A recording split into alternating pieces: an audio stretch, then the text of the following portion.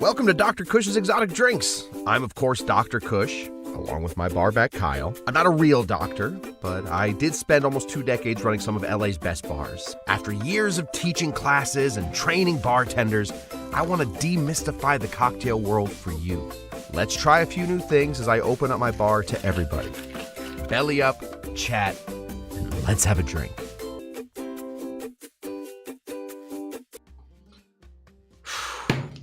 Hey, it's you. Welcome everybody to Dr. Cush's Exotic Drinks. I am Dr. Cush. We're breaking a lot of rules today. We're using the good stuff, all right? Calm down. Breaking out a bottle of the good stuff. We also don't do a lot of egg cocktails on this show. Not that I don't trust eggs, but you know, what they're oval. I'm not interested in that. Name me one other great oval thing, and then we can chat. But we are going to be making a cocktail called the Spanish Monk. Comes from 1951, a guy named Charles H. Baker, who wrote The Gentleman's Companion to everywhere. I think he wrote Gentleman's Companion to Europe, Gentleman's Companion to, Mars, the moon. That dude, Charles H. Baker, wouldn't stop. And everywhere he went, he wrote a Gentleman's Companion. So he wrote one about South America. None of these ingredients have anything to do with South America, but it's called the Spanish Monk. And we will be breaking out some green Chartreuse. If you don't have green Chartreuse, that's fine. You can't make this cocktail, but it's fine that you don't have green Chartreuse. it's expensive and hard to get. That is what we got. First of all, let me say hello. Let me say hello to the people. I want to say real quick before he leaves, I'm sure he's busy. This is my Uncle Siggy. My Uncle Siggy is here. He's watching over on Instagram. I think he's the only one watching on Instagram. He's the only one watching on Instagram. Let me say hello to the people that are watching on the normal place. Let me say a good evening to Shawnee Panda Baker. Good to see you, pal. Amy Beer is here. Phew. I was concerned that she wasn't here, but it turns out all signs point to her being here, or she is suffering some sort of horrible breach of her identity, and now the person that stole her identity is here. So no matter what, Amy Beer, the contingency of Amy Beers, is being represented by someone. Trying to figure out what to do with a peach-infused Campari. Hey, can I give you a suggestion, Shawnee P? Listen to this. Sometimes we say what grows together goes together. Sometimes we say what starts together makes big hearts together. Listen to this. You got peach in that Campari already, right? Get some pisco, all right? Get some lime. Amy Nordstrom's, put him into a cocktail, shake him up and go. Amy Nordstrom is here. Good to see you, Amy. Howdy to you. This is Amy's schedule in case you guys were looking for Amy. If you guys want to know what Amy was up to. Right here. She's having a bite, then me, and then she can rehearse. Hopefully not rehearsing eating.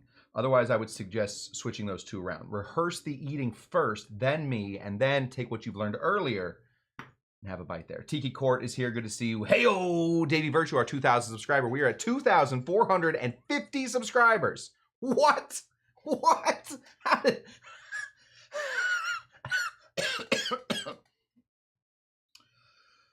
I don't know how we got there. Southern Jungle Bird does sound good. With peach, honestly, finding peach and whiskey go really well together. If you think about, remember when I said the hearts thing earlier, what starts together has hearts together? What grows together goes together. Whiskey and peaches are grown in the same basic area. You already got the peach going. Try and work that in with some of that corn.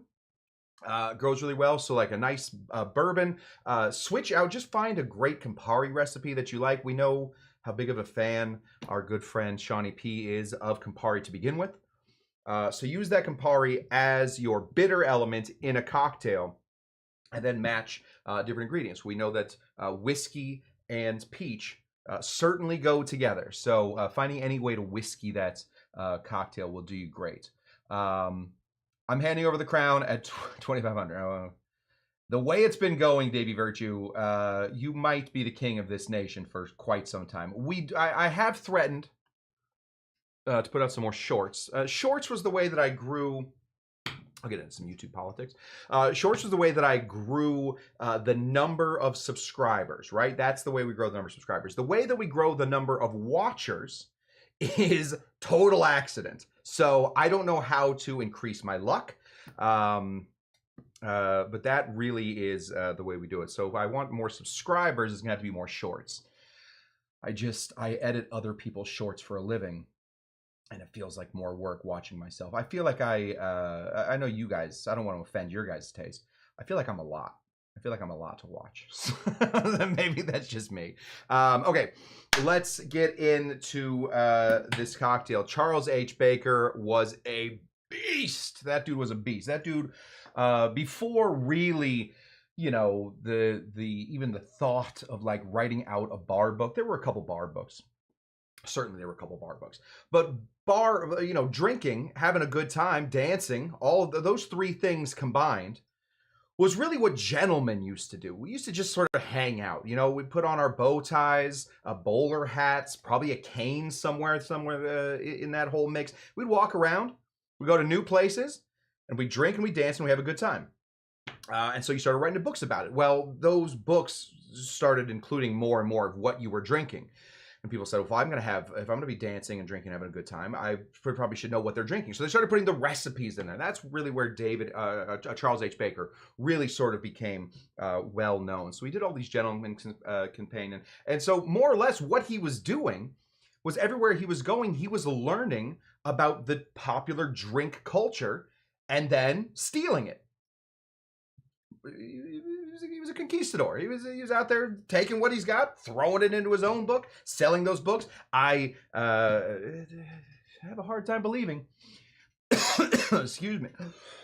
That earlier laugh cough really got me. I really have a hard time believing he was sending royalties back to the bartenders that were creating these. In fact, I don't think he did it at all. But we do see some South American influence in this, in that the Pisco Sour was a very famous cocktail in Peru, in Colombia. It's so much sexier to say Colombia. I feel like I'm Gloria from Modern Family. Colombia. We do see some egg white influence going into this. Other than that, it is a lot of European ingredients. So I don't know exactly how this made it into his book about South American gentlemen, but you know what? If I stop talking about it right now, then I won't have to explain it. Let's get into the drink. We're going to start with a completely empty vessel. Look at that. Completely empty. Shiny on the inside. Gold on the outside, but completely shiny on the inside. And we're going to build. Now, we do always do our best to put our cheapest ingredients first, especially on a day like today when we had to go into the vault. We had to remember the passcode to get into our very expensive booze vault. It is 1 bottle deep and it's 1 bottle wide, and it fits 1 bottle in there, and that is going to be our green Chartreuse. Green Chartreuse was not always so difficult to get. If you remember from last year, some of you might, or maybe 2 years ago, we made a great cocktail. I think I nominated best new cocktail of Dr. Cush's exotic drinks that year. Made it called the Swamp Water. Pineapple juice, Chartreuse. Super easy to get back in the day. Not that easy anymore. The monks, I'm not going to complain about them anymore. The monks want to pray. They don't want to make booze anymore. Okay, fine. You guys always get what you want. You get to talk to God and all your prayers. How great for you. You get to sit around all day in your fancy robes. Okay, fine. And you don't want to work anymore. Okay, great. Cheapest ingredients first. We're going to start with a lemon. Oh, we'll pour it into the glass we got so that we, remember, still empty. Good. Okay, we want 3/4 of an ounce of lemon. We use the lemon squeezer part. Go ahead and we're going to squeeze this right into here.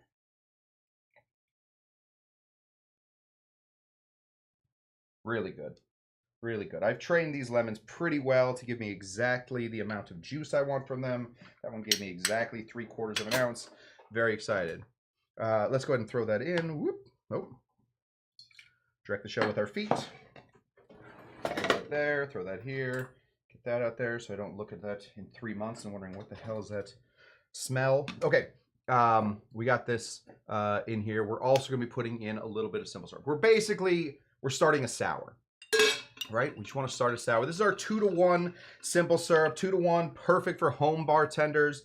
I prefer 1-to-1 in the bar, but 2-to-1 works really well here. So we'll go ahead and throw in a 1/2 ounce. Just balance, guys. We're just trying to find the balance at this point.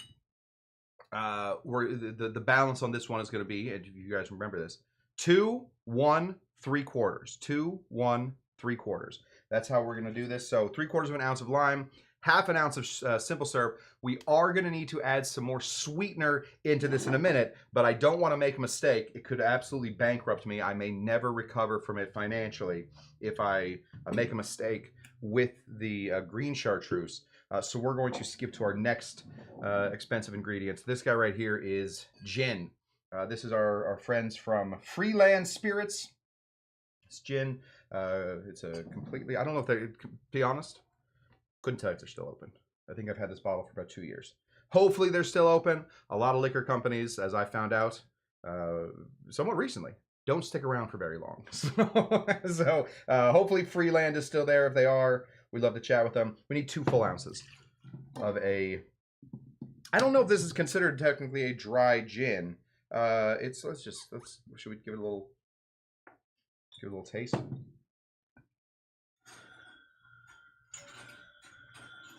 Bring out our tasters, just to see, you know, see what we're dealing with.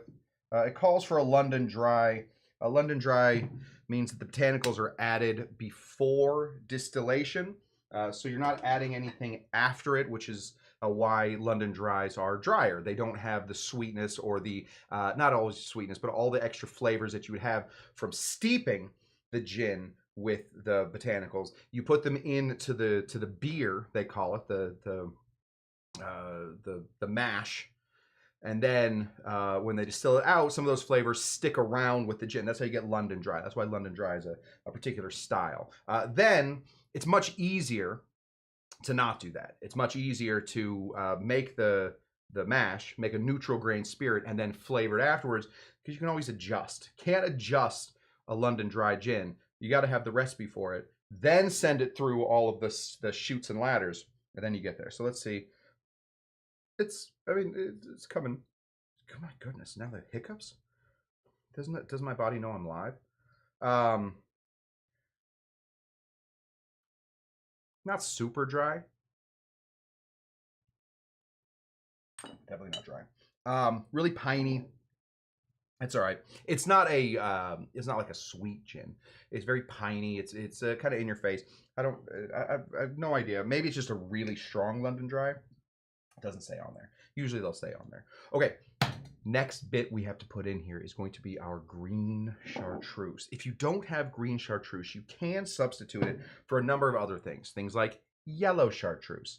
Things like Jinipi. Dolan makes a very nice Jinipi. You can put it in for, I think the Strega works pretty well in this. You're looking for an herbal liqueur. You want to go crazy? You can probably put some Benedictine in here. Something nice and herbally. Obviously, they're not the exact same thing. Chartreuse has its own flavor. It's like trying to describe to a blind person the color purple. It's just a little different. It's just a little different. It's not red. It's not blue. Not that the blind person knows what red or blue really is either, you know, not the way that we understand it, but same thing. Yes, the Jinipi is similar to chartreuse. Not exactly. We only need half an ounce of this stuff, which is the only reason we're pulling this out today. So we're going to get a nice green color going here by putting in half, and I can just hear the cha-ching, cha-ching. Literally, this is the sound as I...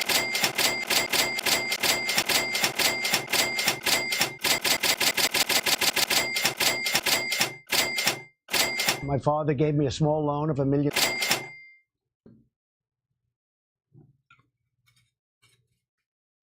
Lost a lot of good money that day.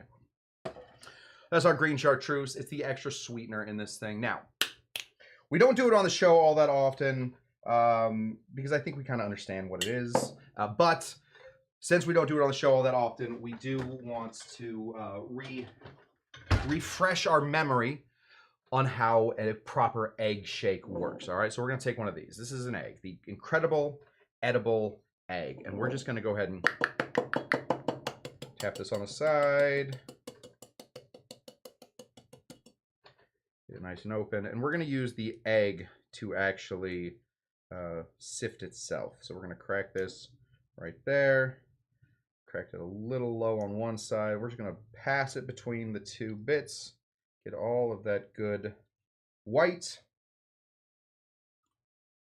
The egg didn't have a lot of fidelity, so there is a little bit of yolk in there. We'll be fine, I think.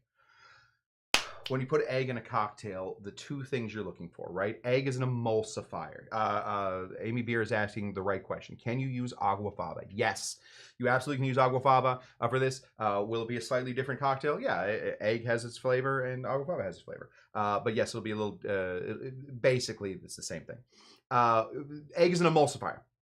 When we're talking about emulsifiers, we're talking about things that connect other things, right? If you make a sour without the egg, then you're going to be able to pretty well distinguish all of the different flavors, right? You'll be able to definitely taste the honey. The honey is going to separate from the lemon and the gin will do something different. You're going to be able to taste it all. What an emulsifier is going to do is it's going to get in there and it's going to take all of its proteins and bind all of those flavors together so you get them all in one flavor. That is what an egg should do. What most people think an egg should do, and it should also do that, is it should give you foam. Amy is asking about fee foam. You can use fee foam. I have found we did an egg battle box here once, and the fee foam does have a bit of a chemical flavor. It will certainly change the flavor of what you got going. It's not exactly the same thing as doing the fee. Crack your egg into a different container. That way, if you crack it into the one container, you get shells or you get too much of the yolk in there. It becomes an issue. Always crack it into the other container and then pour it back and forth in here. There we go. So we want to emulsify this, but we don't want to water down our drink. How are we going to emulsify it? Emulsification often comes from a lot of whipping, right? If you had the time, the space, and the ability to clean up after yourself, I have neither of those. I have none of those three. You can take a little hand blender and just emulsify that up. That's a great way to do it. But we're going to shake it anyway. So in order to stop from putting too much water into the cocktail, that's not what we want. That would be called bruising the cocktail. We bruise the cocktail. We don't want to bruise the cocktail. We want to go ahead and give this a dry shake first. Now, the problem with dry shakes is these guys, these tins, are specifically meant. The reason that we use the metal, the reason that we're using metal and not, I don't know, plutonium. I don't know if you can use plutonium for anything, but the reason that we're using metal is because metal shrinks. When it gets cold, it shrinks. This is not going to get cold. So, oh gosh, Kyle, I'm so embarrassed. No, I don't have a black one back here. We're going to have to use this one. We're going to go ahead and wrap our little guy right here. We're going to give this a big old shake. All right, big old shake. The reason we're wrapping this is because there's not a complete seal on here, and we don't want to get egg all over our face, all over our friends, all over Ernie. I don't know what Ernie's ability to take egg to the face is. Probably not great. I think he was here. The creator of Ernie, I believe, was in here. Matt was in here a bit ago. Just gonna hold that so it's not flapping in the face. And we're gonna just emulsify this. We're gonna get all of that egg really starting to shake. This is called just a dry shake. Get all that in there. This is a normal dry shake. That is gonna combine all of that egg. It's gonna whip our egg a little bit. It's going to get all those flavors mixed in there before we put the rest of it in here. If you guys take a look, now you can see that that egg has created a foam in here. That's what we want. That foam is taking all the proteins and combining all the flavors. Let's then do a wet shake. I like shaking with the big cubes always. A lot of cocktails will call for shaking with crushed ice. Not for me. I feel like shaking with a big cube almost always is the best way to go. You have way more control over your water, but especially when you're shaking an egg cocktail that has egg in it, we want to use a big cube. Reason being, the big cube is going to have more power to agitate. This is completely made up. This is what I assume is happening. More power in here to froth this thing up. Plus, you're not going to get a lot more water, bigger cubes equal less surface area, less melting, less water, so you will get more of that foam. The worst thing you can have is a watery egg drink. You've just defeated all the purpose of the foam. Now you just have kind of scrambled eggs and booze. And I'm a guy in my 40s. I've had scrambled eggs and booze before. It doesn't scare me, but I don't want to drink it. So let's give this a big old shake. Here we go.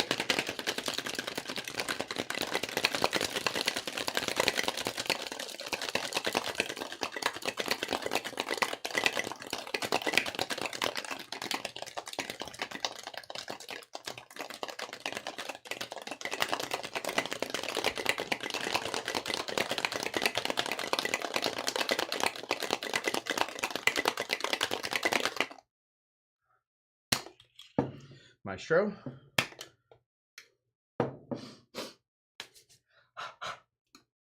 When we want to open one of these guys, we want to find the wide open part, the not open part. We want to hit right in the middle, right where this thing lands. Oh, closing it more. Try that one more time. Here we go. Ah, oh, that's that sound we want. Perfect. Okay. We got some foam in there. Smells a lot like green chartreuse. Could we put it in there? I assume. I don't think I forgot it. And we're going to grab a strainer. For this, even if you spilled a little bit, the reason that we crack the eggs and another thing, so we don't get egg shell in there. If you've done an egg shell into your cocktail, no good. You can't double strain that out of there. We want to do the full strain right here. We don't want to double strain this at all. We want to give this a nice pour, single strain, and keep it. Sometimes bartenders love to do that big, like, oh, look at me, look how big I'm pouring. Don't do that. You want to keep the bubbles to a minimum. You just want this foam. There's that foam right there. The foam, lucky for us, usually comes in right at the end. And the foam should stand up the meniscus line of the foam. If you've done this correct, which I have, if you've done this right, you should get a higher meniscus than you have the glass. So if you look at it from down here, you can see that there's just a little bit sticking up. That's that foam. Technically, I believe most booze will stick up. Water meniscus line goes down, but a booze line goes a little bit over. Just a different structure of booze. No garnish on this one. Doesn't call for garnish in almost any book I've ever read, especially the Charles H. Baker. It just says put it into a coupe glass like this, and you're basically set. So what we're looking for in this cocktail, a lot of gin in there, so we're hoping that the gin sort of takes care of itself. The gin can, like, the gin's a big boy now. It can go to school by itself. We don't worry about the gin getting beat up in here. But we did spend some money on the chartreuse pour, so we do want that in there. And then the balance between the lemon and the sweeteners. So let's see, did we overpower this guy? Oh gosh. I don't know if that's the DTs or if that's just me getting old. We're gonna double hand this. There we go. Right to the face.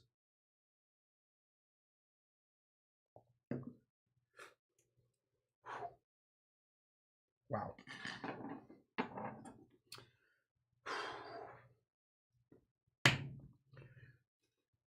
That's really nice. The gin is big, so if you find a gin that you don't like, don't then use it to make it in this cocktail. If you don't love gin, this is a pretty ginny cocktail. You can go down to 1.5 ounces. So that'd be 1.5 ounce to 1 ounce of sweetener, split between sugar and green chartreuse, 3/4 ounce of lemon, and the egg. The flavors, they really do sort of combine all together. I'm having a hard time even separating. I'm tasting green chartreuse, but I'm having a hard time separating it from the gin. The gin is pretty piney though, and so is green chartreuse, so that might be it. I'm not catching a big imbalance between the sweet and the sour, so I think we're good there. If you're ever making a sour, This is an odd situation you would find yourself in. You're making a sour. You've run out of all your ingredients. You use the last bits, and it's too sour or too sweet. You throw some egg in there, give it a shake. That's going to help balance out some of those flavors. It's just going to sort of make everything live more in harmony, as opposed to saying, oh, there's the sour. Oh, God, there's the sweet. Oh, my goodness, my head is spinning. I can't do this anymore. I got to take a walk. Throw a little egg in there, and you should be in a really good spot. I love the color. Just a little green. Just like a slight, just a little like slight tinge of green. Well, that's a pretty cocktail. We talk about every once in a while cocktails tasting old. This one does have sort of an old taste. It doesn't taste like a modern cocktail. It tastes, I think, gin just sort of tastes old. That's unfortunate. That's gin's cross to bear. Boy, that's good though. Yeah, no notes. I think Charles has done a good job here. Obviously, that sticks around. If you want to order this in a bar and people don't right off the top recognize the Spanish monk moniker for this name, just tell them you want a gin sour with a splash of chartreuse. This should come in. That's more or less what this is. Most bars will know how to do that. Some bars will charge you $46 for it because the bottle of chartreuse was hiding in their boss's office because the boss didn't want to give it up. That's normally how chartreuse gets passed around these days, from boss to boss. Yeah, Amy says vintage and classic. Also ways to talk about this cocktail, but I would say it almost tastes dusty. It tastes like it's got some history to it, and it certainly does. Charles H. Baker was a man of history, a gallivanting man about the town, about many, many towns. Okay. Delicious. If you guys make this, you guys can pop on over to the after hours, post up a little picture of it. Tell me what you think of it. Tell me if you agree with what I'm saying, whether you feel like the gin is too much, or what gin you use and how that sort of helped. If you have a bottle of, if you have a hookup for chartreuse, let me know. I'm always looking for some chartreuse. But if you have a bottle of chartreuse, figure that out. Oh, what's up, Paul? Paul Bellamaro is here. Can we use bourbon in this drink? I think so. I think you probably use bourbon in this drink. It obviously wouldn't be the same drink. I think you're going to come across with bourbon. Bourbon's going to come up, especially since we tried to use a Pioneer gin, something closer to a London Dry. Then you're going to come off a little sweet. So I would probably cut the simple syrup in half. So do 1.5 to 2, depending on how drunk you want to get. 3/4 lemon, half of the chartreuse, 1/4 ounce of the simple syrup, and then put that full egg in there. I think with the egg, it should make everything come together. I think you're going to come across a little sweeter than you want to in this cocktail, but I do think you're good. Oh, Moose wants to join the cocktail draft match this weekend. Great. We have our 3 then. If you guys are wondering what we're going to be doing for the rest of the week, we are off tomorrow, and the next day we're going to be back here on Saturday for the first ever, I've looked it up, nobody else has done this, cocktail draft. I'm going to send the 3 members. If we need a 4th, let me know. We might have room for a 4th one. Let me know if you also want to be part of this. I will send everybody that's part of it a list of ingredients, all right? From there, you're going to want to pick your an ideal cocktail that you can make with those 4 ingredients. All right, it's going to be 4 ingredients, everybody. So I got to have 12 ingredients ready to go, at least 12. And then we're going to choose who goes first, and we're going to do a snake draft. All right. So if you choose first in the first round, then you choose last in the second round, first in the third round, last in the 4th round. Right? That's a snake draft. It's just going to snake through. And then we're going to make those cocktails, and we're going to decide who drafted the best cocktail. And that is for in celebration of football starting again. So we have our 3 right now. Tiki Tom versus Amy versus Moose in the first ever Dr. Cush's Exotic Cocktail Draft. So that's going to be on Saturday. Hopefully you guys will be here for that. In the meanwhile, if you haven't, go ahead and join YouTube or Facebook. was it Facebook, Dr. Cush's Exotic After Hours, and say hi over there. And that's what we got. Yeah, Dr. Cush's After Hours. I think it's the Exotic After Hours. Is it the Exotic After Hours or just Dr. Cush's After Hours? It might just be After Hours. Kyle would know better than I do. Just look up After Hours for Dr. Cush. You'll find it.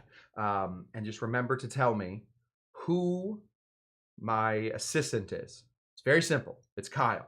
If you say Kyle, you'll be let in instantly. If you don't, you're going to have to wait for me to let you in, and you may be there for a while. Okay. Oh, good. Matt, I'm going to keep you. Matt, I'm going to keep you on the bench for right now, but I'm going to see what, I got to see what the stuff is. So Matt will be our fourth. Matt will be our fourth. If we need a fourth person, Matt, you are in. And honestly, Matt, you're just gonna be doing it through the chat, so the people will help you, I promise. That's what I got. Exotic yes. Hi Lulu. That's a totally different channel. Exotic After Hours.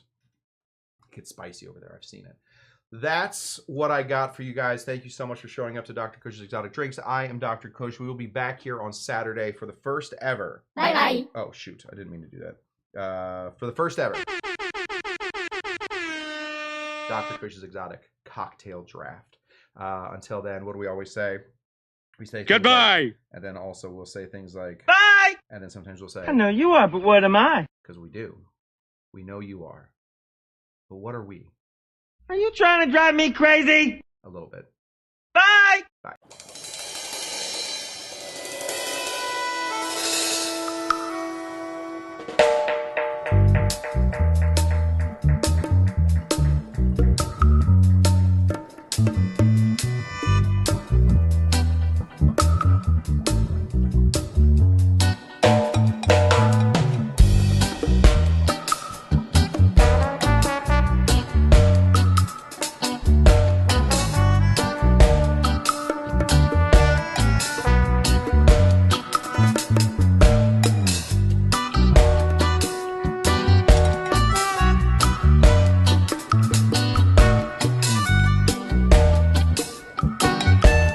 Are you Dr. Jinga Janga?